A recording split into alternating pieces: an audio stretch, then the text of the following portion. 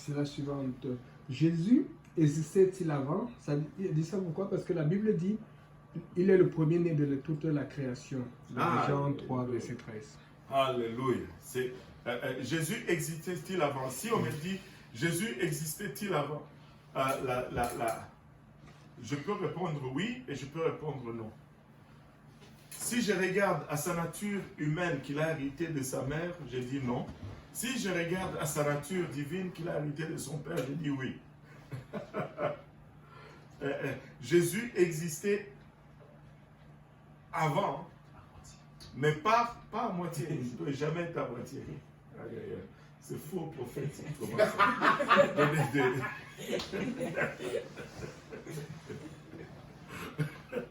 Il ne peut pas être à moitié. Maintenant, regardez ceci. On va parler de beaucoup, de quelques concepts ici. Bon, c'est intense.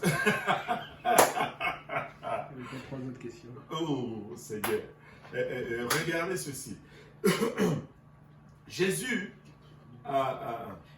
pour comprendre cette question, pour comprendre cela, il faut juste monter une coche un peu plus haut dans, dans le concept de qui est Dieu, en fait. Dans la nature de Dieu et de ce qu'il peut faire. Parce que c'est pourquoi il est très dangereux de limiter Dieu selon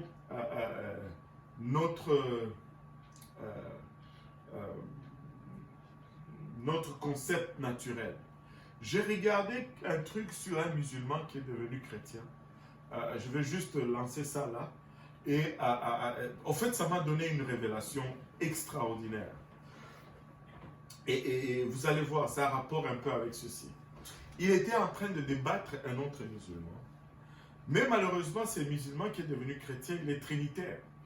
Moi, je ne comprends pas quelqu'un qui était unicitaire, qui devait être trinitaire. Anyway, c'est déjà un pas. Mais regardez ceci. Et là, la question lui était annoncée, mais comment est-ce que vous pouvez dire que Jésus c'est le Fils de Dieu, et puis vous dites qu'il est Dieu? Et là, lui, il a commencé à défendre le concept trinitaire. Il a parlé de Marc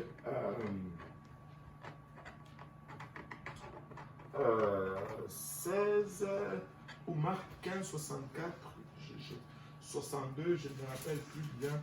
Et là où Jésus dit, vous verrez le Fils de l'homme, quand le sacrificateur lui demande, es-tu le Christ?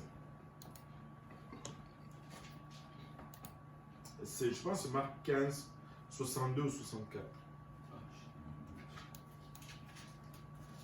Marc 15. Marc 15, ça a juste 47 versets. Ok, c'est pas ça. C'est Marc 14. 14 Marc 14. 62.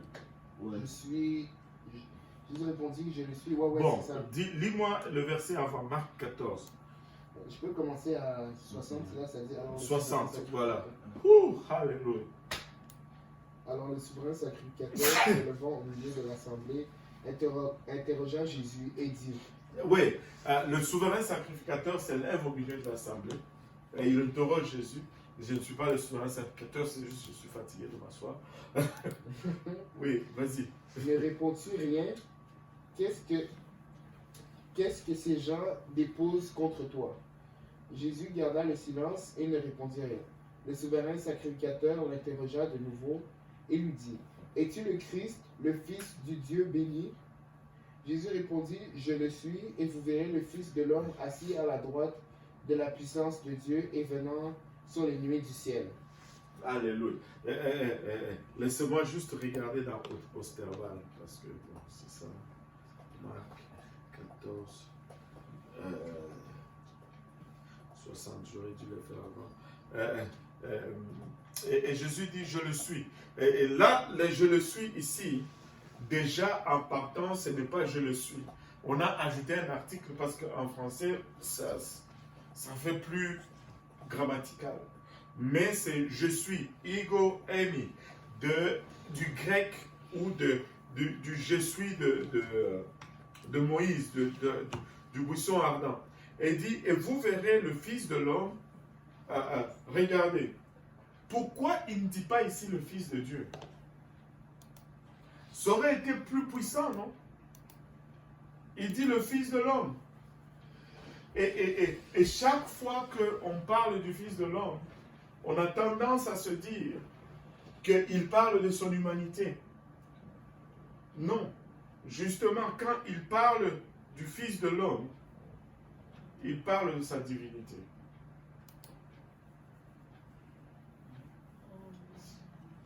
Souvenez-vous de Daniel.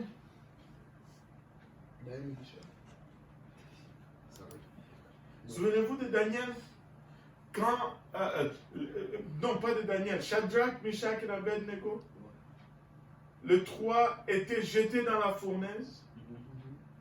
Et il y a eu un quatrième qui est apparu. Et son apparence était comme le Fils de l'homme. C'était comme le Fils de l'homme. Oui. Cherchons ça, cherchons ça. Cherchons ça.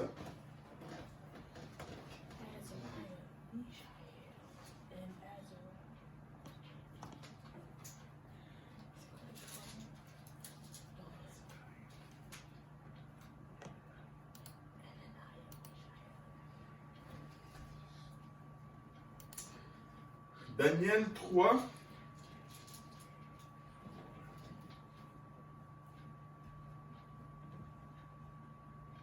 Verset 24. Alors le roi Nebuchadnezzar. Oh, c'est écrit Fils de Dieu. Oh, c'est Fils de Dieu. Attends. Où est-ce que j'ai vu ça? Fils de l'homme. Oui.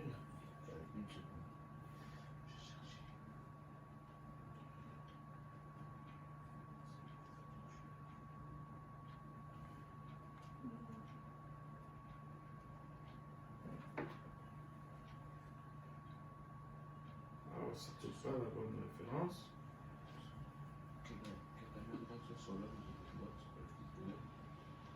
Hein? C'est lequel?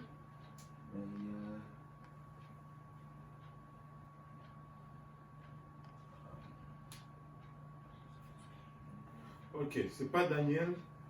Ouh. C'est pas Daniel malheureusement.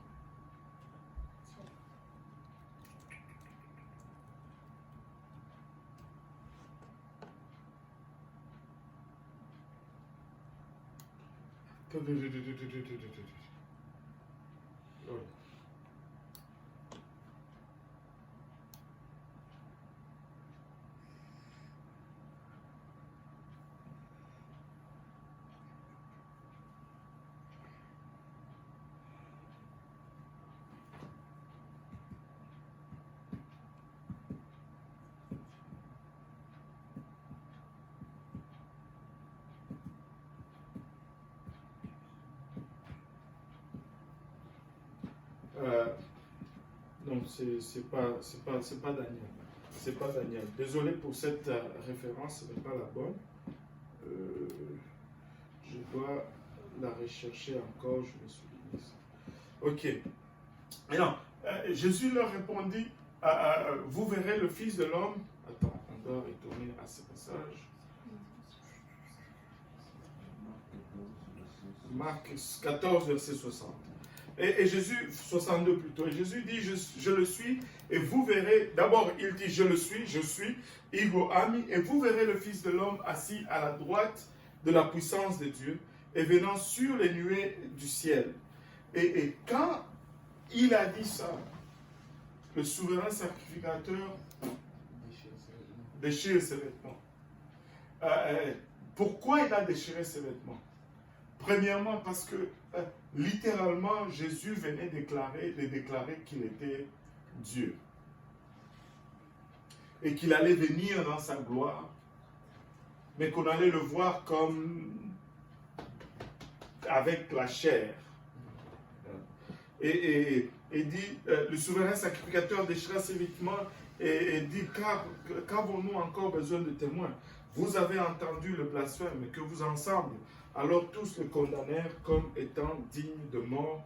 Et Jésus a déclaré là devant eux, au point où le souverain sacrificateur s'est senti obligé de... Parce que c'était comme le péché ultime, déclarer être Dieu. Maintenant, Jésus existait déjà avant. Oh là là, c'est chaud. Jésus existait déjà avant. Mais il n'existait pas comme Jésus, avec la chair. Il existait parce qu'il est Dieu dès le commencement. Au commencement était la parole était avec Dieu et la parole était Dieu. Il était là parce qu'il est Dieu. Il n'a jamais cessé d'exister, il a toujours existé, il n'a jamais été créé, il a toujours été là, Jésus a toujours été. Mais maintenant, quand on regarde maintenant le rôle du Fils, comme dans sa chair, le rôle de la rédemption, Jésus est né à Bethléem, en Galilée, à l'an techniquement 0. C'est là que son corps a commencé à exister. Ce n'est pas que son existence a commencé là-bas, mais c'est le corps qui a commencé à exister en ce moment-là. Maintenant, quand il fait référence à son existence avant la naissance, il fait référence non pas à sa chair, non pas au rôle de rédemption, mais plutôt à son existence comme être suprême, à son existence comme Dieu. Il dit, par exemple, glorifie-moi, quand il dit par exemple, glorifie-moi de la gloire que j'avais avec toi, Père, glorifie-moi de la... Ce n'est pas que le Père était là, et que Jésus était là, et que Dieu lui donnait glorifier Jésus. Est-ce qu'on peut même lire ce verset? Il y a quelque chose qui vient de me tomber dans la tête. C'était quoi encore la référence, Pasteur Yannick? C'était Jean 3, verset 13. Au sujet de si Jésus existait et pourquoi il était le premier-né. Toute la création. Ben, Jean 3, verset 13, ça c'est encore plus unicitaire. On va revenir à ça.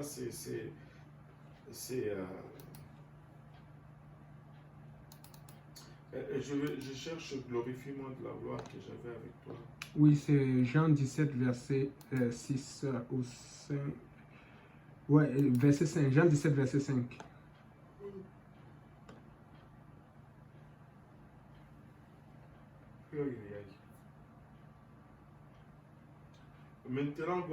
Maintenant, glorifie-moi, Père, auprès de toi, de la gloire que j'avais auprès de toi avant que le monde fût.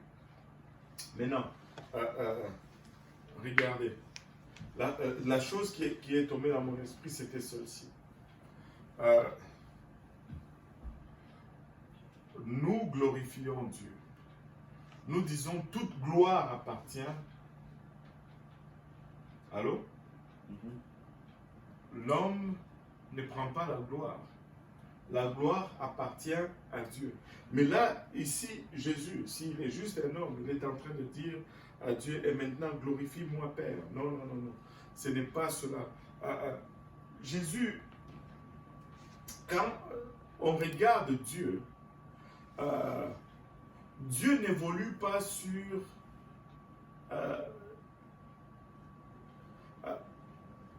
Dieu n'est pas linéaire. Nous sommes linéaires. Dieu n'évolue pas dans l'espace, dans le temps. Dieu n'est pas contraint par le temps. Quand tu es contraint par le temps, tu deviens linéaire. C'est-à-dire, je vais m'expliquer. Aujourd'hui ne peut pas venir avant demain. Ne peut pas venir après demain.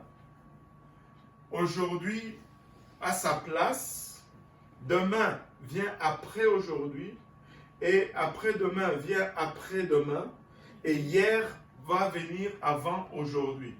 Alors, c'est tout le temps en ligne comme ça. Et ça, c'est l'handicap du temps. Et nous sommes contraints par le temps. tu ne peux pas avoir 15 ans avant d'avoir 14 ans, yo-yo. C'est parce que tu es assujetti au temps. C'est ça l'handicap avec le temps. Mais Dieu n'est pas temporel. Dieu sort du temps. Dieu transcende le temps. Amen. Alors, quand il dit glorifie-moi, pour Dieu, je veux juste aller au point. Quand la Bible nous dit, c'est l'Apocalypse, l'agneau qui a été immolé avant la fondation du monde. Cela ne veut pas dire que Jésus était immolé avant que Jésus a été immolé en l'an 33. Si on peut le dire, si on suit le calendrier qu'on a aujourd'hui. Jésus a été immolé avant l'an 33. Mais qu'est-ce que la Bible veut dire quand il nous dit l'agneau de Dieu immolé avant la fondation du monde? Ça nous dit tout simplement que pendant que c'était juste un plan, pour Dieu ça existait déjà, c'était comme si c'était déjà fait. Et alors que Jésus existait juste comme un plan, il était déjà là, pour Dieu c'était déjà fait. Au fait, si nous voulons pousser cela un peu plus loin, Jésus est, la Bible nous dit, est la première créature, le premier-né de toute création, n'est-ce pas? Comment est-ce qu'il peut être le premier-né de toute création s'il est né à l'an 0? C'est parce que avant que Dieu ne crée l'homme, il avait créé le plan pour la rédemption de l'homme. Et dans le plan de Dieu se dit, on va essayer de le faire dans notre pensée linéaire. Dieu va créer l'homme, mais il sait que l'homme va pécher. Il dit, bon, si je le crée, il va pécher, je vais créer le plan pour le sauver. Et si je crée le plan pour le sauver, personne ne pourra accomplir ce plan. Il faut que j'y aille moi-même. Maintenant, quand moi je veux aller sur terre, comment est-ce que je voudrais être? Je voudrais être quelque chose de parfait. Je voudrais... ça c'est Dieu qui réfléchit là. Hein?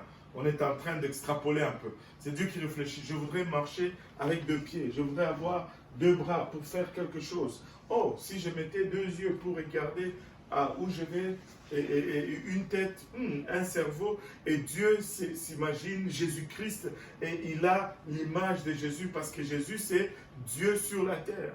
Et là, quand il a l'image de Jésus-Christ, il dit, waouh, maintenant je vais créer l'homme selon cette image. C'est comme ça que ça s'est passé. C'est pourquoi Jésus est premier-né de toute la création. Et c'est pourquoi nous sommes créés à l'image de Dieu. Et non Dieu créé à notre image. Jésus n'est pas né à notre image. Nous avons été créés à son image. Et c'est de cela qu'il parle. Mais avant cette image, alléluia, il avait toute la gloire. Avant cette image, il avait toute la gloire. Et c'est à cela qu'il fait référence lorsqu'il dit « Glorifie-moi maintenant de cette gloire que j'avais auprès de toi. » Alléluia. Avant que le monde ne fût. Et avant que le monde ne fût, Jésus existait dans le plan de Dieu. Alléluia. Et regardez, j'ai manifesté ton nom aux hommes que tu m'as donné. Le verset suivant, j'ai manifesté ton nom. Quel nom que Jésus a manifesté? Mais c'est le nom de Jésus. Et donc c'est ça le nom de Dieu.